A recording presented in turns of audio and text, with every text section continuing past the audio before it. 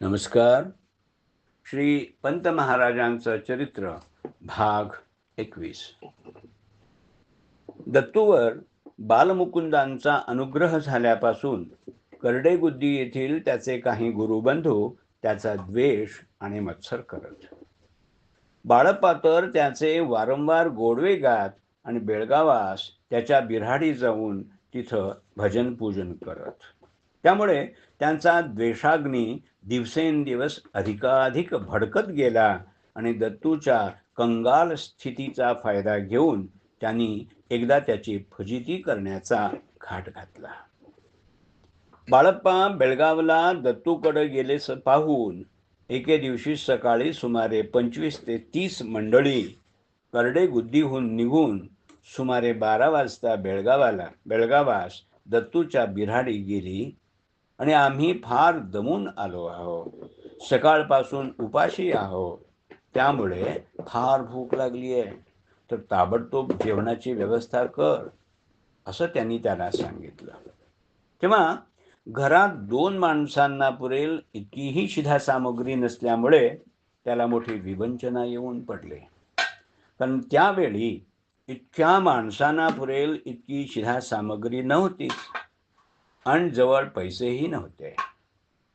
पण त्याच्या चिंतेचं कारण बाळप्पांच्या लक्षात येऊन ते म्हणाले, अरे, तू इतक्या काळजीत का पडलायस? हे काही तुझ्याकडं पाहुणे आलेले नाहीत, तर तुझे बंधू म्हणून आलेले आहेत.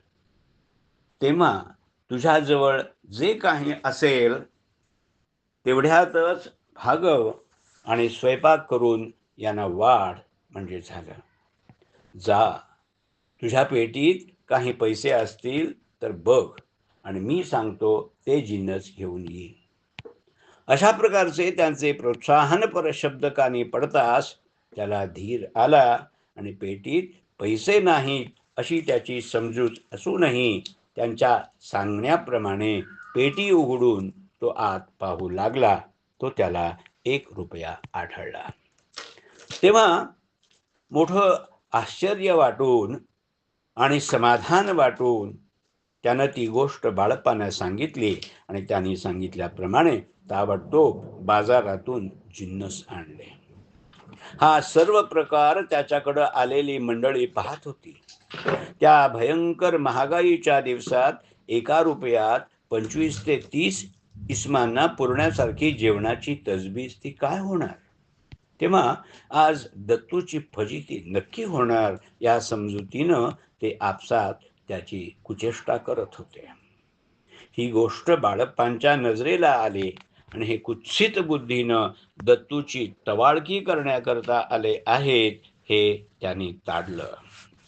पण त्यावेळी काहीही न बोलता त्यांनी स्वतःच स्वयंपाक केला आणि दत्तूला पानं वाढायला सांगून सर्वांना जेवायला बसण्यास सांगितलं. त्याप्रमाणे आलेली सर्व मंडळी जेवणास बसली आणि दत्तू त्यांना वाढू लागला. त्या मंडळींचं जेवण चालू असता बाळप्पांनी बोध सांगायला सुरुवात केली आणि अनिमित्त बंधुप्रीतीचं महत्व समजावून सांगितलं. ते म्हणाले, अनिमित्त बंधुप्रीती केल्याशिवाय खरं गुरुप्रेम सुख भोगण्यास मिळणार नाही. तसंच अनिमित्त बंधुप्रीती म्हणजे आपले जे बंधू, सहोदर, अगर आप्त त्यांच्यावर निर्हेतुक प्रेम करणं. इतकंच नव्हे तर सर्वांवर, अखिल विश्वावर प्रेम करणं, अजात शत्रू होणं, निर्वैर भाव बाळगणं, जनी जनार्दन पाहणं होय. आणि यल्ला ठाविनली नन्न हिडी, सर्वत्र मला पहा, हा अमृतबोध नेहमी ध्यानात ठेवण्यास त्याने सर्वांना सांगितलं. याप्रमाणे आलेल्या मंडळींना पूर्ण तृप्ती होईपर्यंत बोधान्नाचं भोजन घालून ते म्हणाले, बाबांनो, तुम्हा सर्वांवर माझी सारखीच प्रीती आहे, पण दत्तप्पा हा जन्मतःच फार अधिकारी आहे. तुम्हाला त्याच्या ठिकाणचं गूढ दिव्यत्व दिसत नसलं तरी मला ते स्पष्ट दिसत आहे. तो स्वयंप्रकाश आहे. त्याच्या अंतःकरणावरील अनादि मायाभ्रमाची काजळी नाहीशी होण्याला मी कारणीभूत झालो इतकंच. मी निमित्ताला मात्र त्याचा गुरु आहे. तुम्ही त्याचा हेवा करू नका. तोच माझ्या संप्रदाय वृक्षाचा नवीन अंकुर आहे. त्याला प्रेमानं वागवा आणि अनिमित्त बंधुभावानं अवधूत चरणसेवा करत गुरुप्रेम सुख भोगा, म्हणजे मला आनंद होईल. अशा प्रकारे बाळप्पांच्या दिव्यवाणीतून बोधामृताचा वर्षाव चालू असताना जेवणारी सगळी मंडळी आपापल्या पानांवर चित्रासारखी स्तब्ध बसून ते ऐकत होती.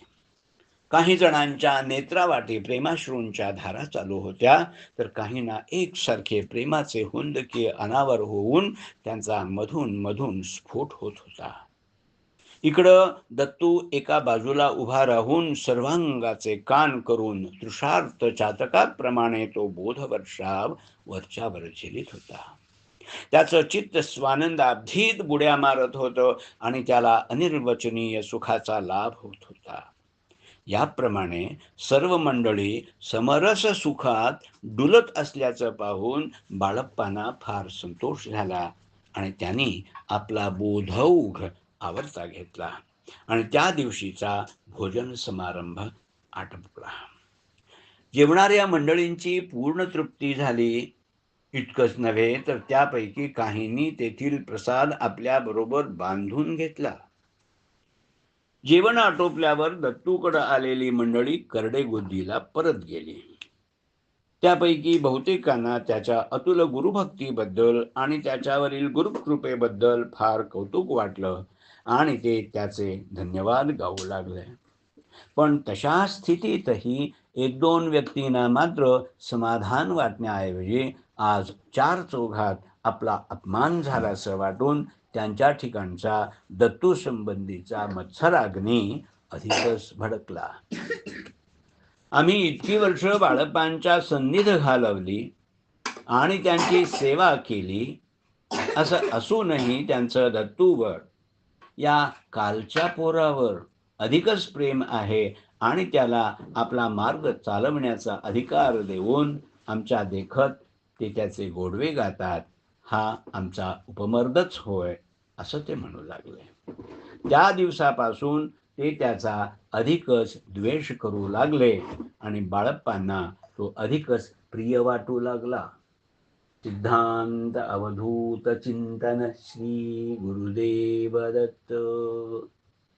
क्रमशः लेखक केशव रामचंद्र दिवेकर, वाचक डॉक्टर अमृत राघवेंद्र यार्दे.